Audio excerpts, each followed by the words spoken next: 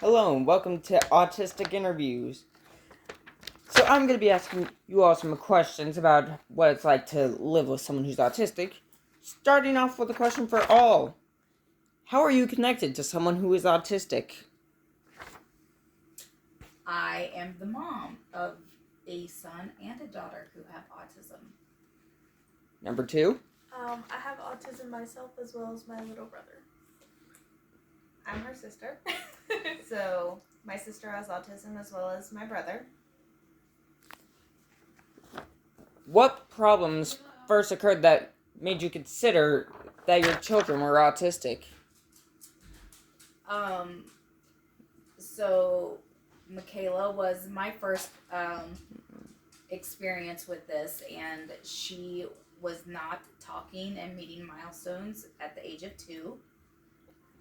And that's when we started having testing done to figure out her situations. There was also that she would sit in corners and do things that were repetitive, and she would stay away from people, and she would not make eye contact. Mm-hmm. Another question for all. How has living with someone autistic affected you outside of the household? One thing for me is especially living with one myself and two somebody else, learning those varying degrees.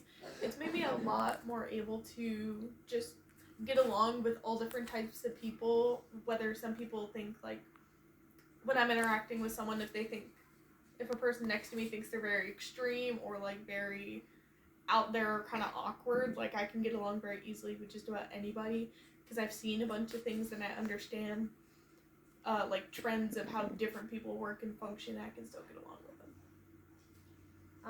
I would say it has made me more open-minded as a person, as to how others are and how maybe they may be on the spectrum, or even if they're not, just in general. I would say probably more patient for things that I was once not so educated about. I would say, like an example, screaming children in the grocery store used to be something that I could not tolerate. And now I can empathize with people when you can see and understand that it's not a child throwing a tantrum or a little kid that just wants something, that sometimes there's more going on. What is the biggest struggle with living with an autistic individual? I would say that even though, like, Mom and I have done a lot of learning about all this stuff and we know a lot, it's very hard to understand, even knowing all of these things. And so sometimes that is a hindrance. Mm-hmm. It's easy to empathize and look backwards and learn and understand what was happening. It's not always easy to handle when you're in different situations with different people. And each person with autism doesn't have the same responses. Mm-hmm. Michaela and Simon do not have even the same triggers, the same responses. So even when we do learn something or learn a technique, it doesn't always work for the other one. And even though autism doesn't go away, parts of it change. Sometimes the sensory part of hearing, for example, Michaela used to not be able to handle loud noises, fireworks, flushing toilets, and now those things don't bother her. But there are things that other people would never know. And so just learning that you're constantly going to have to learn, and you're constantly going to have to be patient.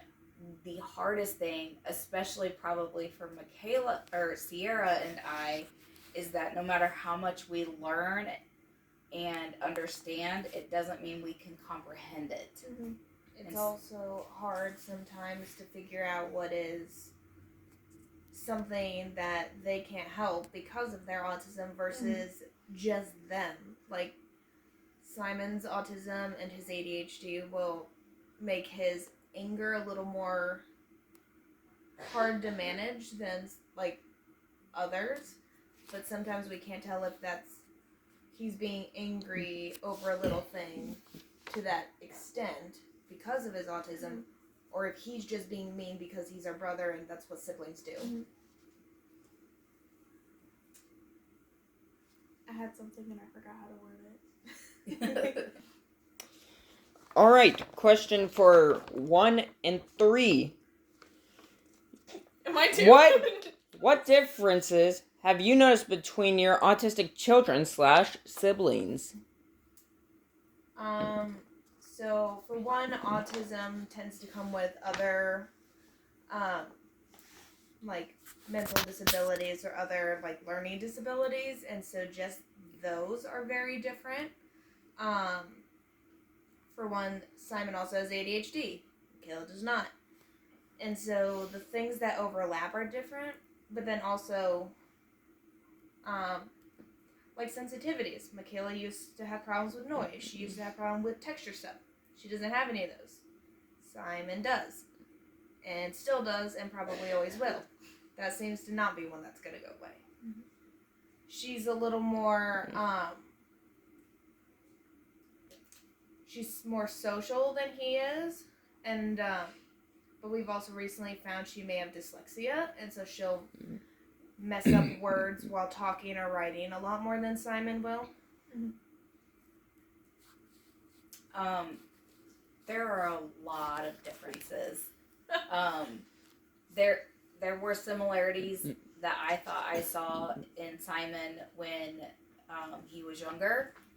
Sadly, I was told he was just a boy, and so I was told not to look at those things, which hindered his ability to get assistance early on. But things that are similar or different, how they react. It's funny that sometimes Simon's ADHD and autism can cause extreme anger for little things, which is normal with people with these conditions. Michaela used to be that way, serious fighting, angry fits that were hard to control her physically. And definitely not the case now, and Simon has never been that way. But it's very interesting how many things overlap, and not just with them, but within the family. When you see the circle of disorders with depression and anxiety and autism and ADHD and dyslexia and sensory processing and disorder and dysgraphia order, all of those things we just listed are within the 4 people that are sitting right here. How does living with an autistic individual make you all feel out of place within the family, if at all? So I am the only of the 3 children who does not have any autism or ADHD or anything that is a learning disability with it or anything like that. And so Simon and Michaela can like understand each other in ways I will never figure out, no matter how hard I've tried. I just don't understand. They've always been closer, even though we're all really the same age distance. And I mean, I don't know, there's just that. I don't have what they have, and I don't understand. And when I was really little, I always thought there was favoritism from her because she would treat Simon different when he was little, different than me. And it took me a while to realize it wasn't favoritism, it was supporting what we needed. I didn't need it. I didn't. But you wanted it. Not in the same manner. Not in the same manner. Not in the same way at all. Not even close. You? Give me a second. I would say I don't feel like Out of place. or an outcast. I honestly feel like I have a privilege. I have something that a lot of society doesn't have, and I have these two kids that have different abilities, but it gave me the ability also to learn and educate myself about things that are bigger than just me. And so I get to see the world in a different view, and it's because of them that I have had that honor. Mm-hmm. I like that, especially with the idea of like curiosity, trying to like the curiosity of like understanding autism, especially between me and my brother, kind of does drive a lot about like seeking that knowledge of what really makes society and people different, and I like that. I wouldn't say I really do feel outplaced either. Mostly my only like struggle where I feel out of place, or like I can't think of the word, is when Ostracized? No. Is when I like try and tell stories, or I'm just trying to talk about certain things, and as I keep talking and talking and talking, everybody loses where they are, and then I just feel like I'm lost or just out of there, or just like nobody understands. Yes. But it's literally only when I tell stories. Any other time I feel very welcome and feel very safe and close knitted, like I always am. And final question. If you were to become autistic, or Switch. yes, if you were to become autistic or lose your autism, would you be intrigued by living a life in shoes that are different from your own? I'd say intrigued, yes. I'll get that first-hand perspective. Mm-hmm. So that would be interesting. But also, autism is a very, very wide spectrum. So I would hope that, no offense to Simon, but I'd be more like Michaela. Because she's still social. Actually, I'm not social, so I'll gladly take that. But we also have a cousin who is autistic, and he basically cannot function on his own. So I wouldn't want to be to that extreme. But it would be interesting to see what it's like thinking that way.